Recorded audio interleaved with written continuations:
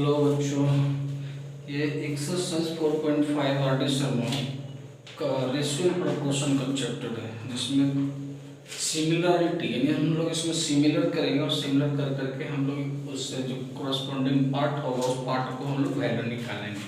देखिए कहता क्या है, कहता है कि triangle A C B similar, ये सिमिलर का similar triangle A P Q if B C is equal to 8 centimetre, PQ is equal to 4 centimeter, BA is equal to 6.5 centimeter, and AP is equal to 2.8 centimeter. Then find CA and AQ. चलिए देखिए, एक figure जो बोल रहा था उसके हिसाब का फिगर ये हो गया।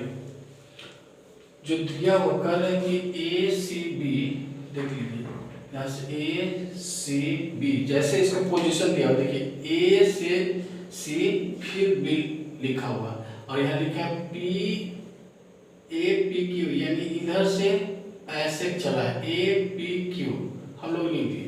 इसमें पोजीशन लिखने का बड़ा वैल्यू होता है, जैसे जैसे लिखा गया है उसी का वैल्यू होता है। तो देख लीजिए इसमें क्या हो गया, ये ए वाला जो है इस ए के बराबर हो गया, ये सी वाला इस सी के बराबर होगा और ये बी वाला इस क्यू के बराबर होगा, क्योंकि आपको कंडीशन नहीं दे रहा था। तो हम लोग देख लीजिए लिख दिए एंगल ए बराबर है, देखिए ये वर्टिकल अपोजिट से एंगल सी बराबर एंगल पी है, एंगल बराबर एंगल, क्योंकि इसका लिखा हुआ पोजीशन है देखिए ऐसे, और एंगल बी बराबर एंगल क्यू। ये तीन कंडीशन हम लोग लिख दिए। तो जब ट्रायंगल ऑलरेडी पहले से सिमिलर कर रहा है तो उसका कोरस्पॉन्डिंग जो पार्ट होंगे वो रेशियो में होंगे, बराबर नहीं होता, रेशियो में बराबर होता है। In similar triangle the corresponding sides are in ratio. तो जैसे जैसे जो एंगल बोल रहा था उसके सामने वाला को हम लोग लिखेंगे। और ध्यान दीजिए कि पहले अगर ये ट्रायंगल ये है तो इसका पार्ट पहले लिखाएगा और ये ट्रायंगल का बाद में लिखाएगा। अब जरा सा देखिए, जैसे हम ए की बात करते हैं तो इस ट्रायंगल के लिए ए का सामने का साइड हो गया BC, देखिए लिखिए BC, और ये वाला एंगल इसके बराबर है, इसका साइड हो गया PQ, लिखिए ना PQ। फिर आ जाइए देखिए बी वाला के यहाँ AB कहाँ पर है, AB यहाँ है, यानी हम C वाला लिखेंगे, यानी इस एंगल के सामने का AB, तो ये C किसके बराबर है, P के, तो इसके सामने कौन है AQ, देखिए AQ लिखा हुआ है। उसके बाद बाकी जो एंगल बच गया B के सामने का होंगे, B के सामने का हम लोग लिखेंगे AC, और ये B किसके बराबर है Q के, यानी हम लोग लिखेगा A इंटू P AP। ये तीनों जो रेशियो हो गए चुपचाप लिख दीजिए। रेशियो लिखने के बाद जो जो वैल्यू दिया हुआ 8 6.5 चुपचाप बैठा दिए तो उनको 8/4 6.5 बटे AQ AC बटे 2.8 एक पूरा कंप्लीट दिया हुआ है और बाकी दोनों में एक एक खाली है। अब क्या कीजिए कि जो कंप्लीट दिया हुआ है उसको एक बार इसके साथ कंपेयर कर दीजिए और इसी पूरा जो दिया हुआ उसके साथ दूसरा भाग को कंप्लीट किया कर दीजिए, तब जो दोनों वैल्यू निकल जाएगा AQ और AC। तो देखिए इससे निकालेंगे AQ बराबर AQ × 8 बराबर 4 × 6.5, इससे AQ का वैल्यू 3.25 सेंटीमीटर में है तो सेंटीमीटर में डाल दीजिए, जो यूनिट रहेगा वो यूनिट डाल देना है। फिर दूसरा ये पोर्शन बराबर ये पोर्शन हम लोग लिखें 8/4 इज इक्वल टू AC बटे 2.8, AC 4 × AC is equal to 2.8 × 4 AC का वैल्यू निकाले तो हमको 5.6 सेंटीमीटर आ गया। इस तरह से आप रेशियो को निकाल सकते हैं। दूसरा क्वेश्चन बोल रहा है कि एक वर्टिकल स्टिक है 10 centimetre long, cast a shadow 8 centimetre long, at the same time a tower cast a shadow 30 metre long, determine the height of the tower. देखिए स्टिक छोटा है इसलिए उसको सेंटीमीटर में लिया है और टावर बड़ा होता है उसको मीटर में लिया है। तो एक तरफ का यूनिट से, हालांकि सब यूनिट सेम रहता तो ज़्यादा बढ़िया रहता है, लेकिन टावर स्टिक के बारे में पूरा सेम दे दिया और टावर के बारे में पूरा सेम दे दिया तो उसमें भी दिक्कत नहीं होता है। नहीं तो अगर चाहे तो पूरा का यूनिट एक जैसा बना सकते हैं। देखिए इस तरह का शेप, अगर स्टिक इस तरह है तो उसका साइडो इधर बनेगा, टावर इस यहाँ है तो इसका साइडो नीचे जमीन पर बनेगा, जमीन पर ही साइडो बनेगा, आकाश में थोड़े बनेगा। तो हमको इस तरह से यहाँ PQR एक ट्रायंगल फॉर्मेट होता है, यहाँ ABC एक ट्रायंगल फॉर्मेट होता है। तो ट्रायंगल में चूंकि दिया हुआ है कौन चीज, एक वर्टिकल स्टिक के रूप में दिया हुआ खड़ा है यानी 90 डिग्री बना रहा है, इसका मतलब सिमिलर ट्रायंगल का केस बनता है। तो ये दोनों PQR सिमिलर है ट्रायंगल ABC का, हम नाम दर दिए थे। तो जब सिमिलर होता है तो हम लोग लिखेंगे हाइट ऑफ द स्टिक बटे साइड ऑफ द स्टिक, यानी साइड और हाइट एक तरफ हो गया। फिर हाइट ऑफ द, इसका हाइट पहले लिया है तो height of the tower side of the tower, जो जो वैल्यू दिया हुआ उसको केवल वैल्यू को डाल दीजिए। 10/8 AB/30 क्रॉस किए तो AB का वैल्यू को 37.5 मीटर, चूंकि क्या है AB इसमें मीटर में दिया हुआ था, इसलिए हम लोग इसको मीटर में ही शो करेंगे। अगर इधर वाला का कोई वैल्यू रहता सेंटीमीटर है तो सेंटीमीटर में डाल दें। 37.5 मीटर आपका हो गया।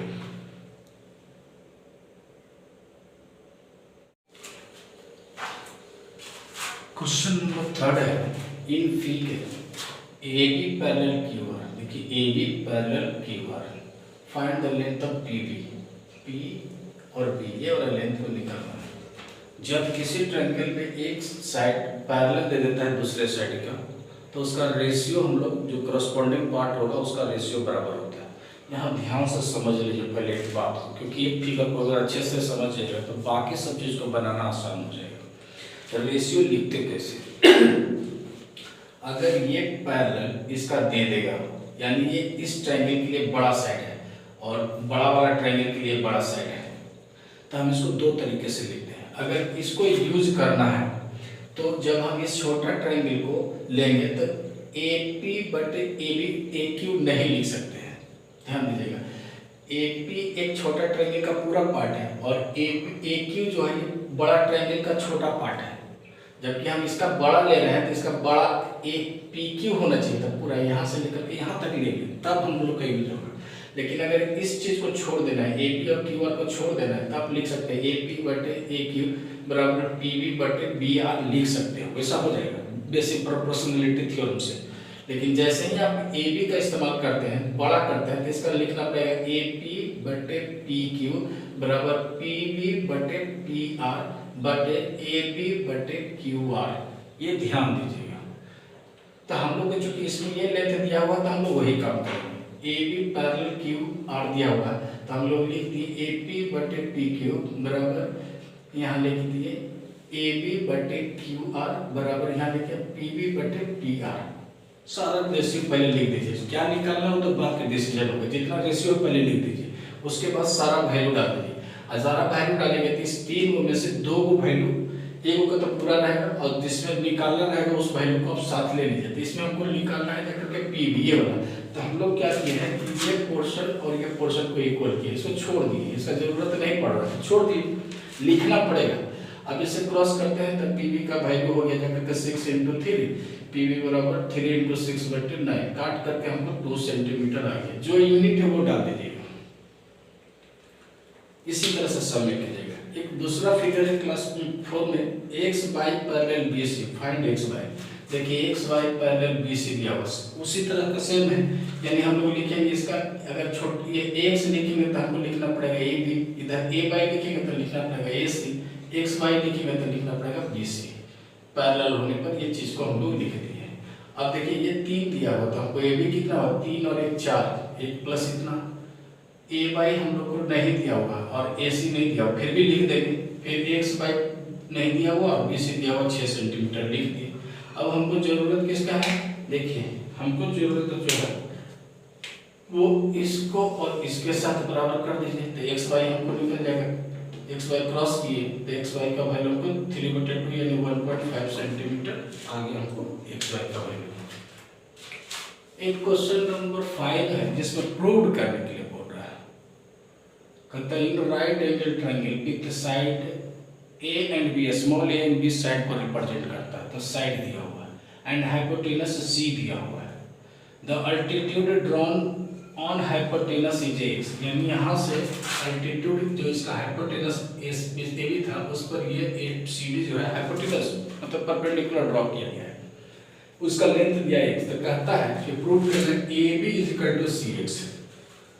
तो देखिए जो कार्य है क्वेश्चन को पहले पढ़िए और उसके बाद फिगर बनाइए और उसके बाद जो रेशियो एंड प्रोपोर्शन का जो कॉन्सेप्ट है वो लगाइए, बहुत आसान से बन जाएगा। देखने में ये क्वेश्चन लगता है कि क्या करना है नहीं करना है, बहुत ज़्यादा दिक्कत होता है, लेकिन जब बनाने लगेगा ना तो बहुत आसानी से बनेगा।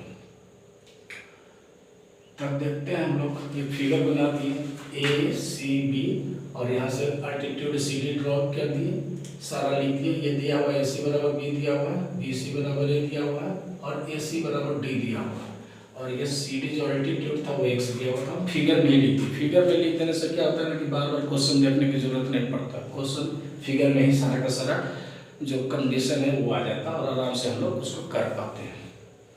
तो देखिए हम ट्रायंगल ए सी बी, यानी ए सी बी 90 डिग्री वाला को बीच में हम रखे जहाँ जहाँ बन रहा है, और यहाँ 90 डिग्री वाला को बन रहा था सी डी बी लिख दी।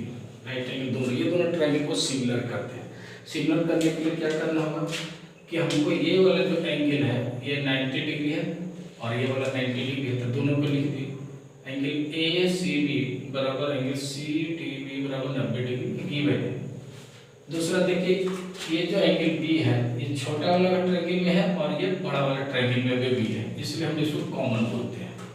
दो कंडीशन तो आराम से लिख दी। जब किसी भी ट्रायंगल का दो कंडीशन अगर मैच कर जाता है तो उसका तीसरा भाग अपने आप बराबर हो जाता है सिमिलर में।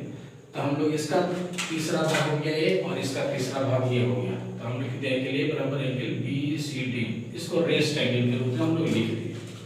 नहीं भी लिख सकते, दो अगर कंडीशन मिल जाता है पूरी तरह से बराबर ट्रायंगल में तो उसको सिमिलर कहा जाता है, लेकिन लिख दिए। तो ये तीनों कंडीशन मिल गया तो triangle A C B similar हो गया ट्रायंगल सी डी बी का।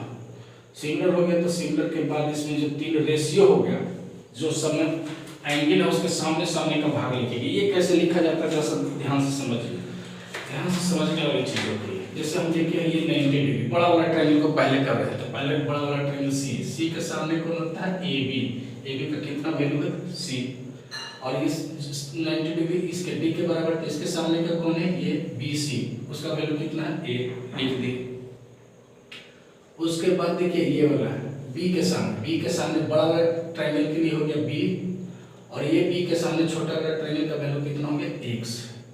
रेस्ट एंगल आ जाए तो इसका रेस्ट एंगल है ए के सामने का बड़ा वाला ए, और इसका रेस्ट एंगल ये होगा इसके सामने वाला बी डी। तो इसका जरूरत नहीं है, हम लोग फिर भी लिख दिए तीनों कंडीशन लिख दी जरूरत हो। इन दोनों कंडीशन की जरूरत है, इन दोनों के लिए क्रॉस किए तो सी एक्स और इधर हो गया ए बी, यानी ए बी बराबर सी एक्स, यानी ए बी बराबर सी एक्स प्रूव। यही लाना था, देख लीजिए आपको यही लाना था।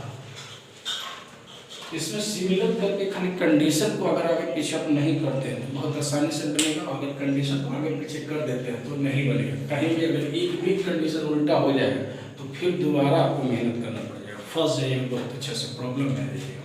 इसलिए इसको ध्यान से देखिए, सिमिलर में 2-3 क्वेश्चन को ध्यान से देख लीजिएगा तो उसके बाद फिर स्पीड आ जाएगा। कहते हैं ना कोई भी रेस अगर दौड़ते हैं तो पहले धीरे धीरे दौड़िए, वार्म अप कीजिए। उसी तरह से ये सब रेशियो प्रोपोर्शन के लिए चूंकि नया स्टूडेंट होंगे तो थोड़ा धीरे धीरे होगा, और उसके बाद जब बनने लगेगा तो फिर स्पीड तो अपने आप हो जाता है।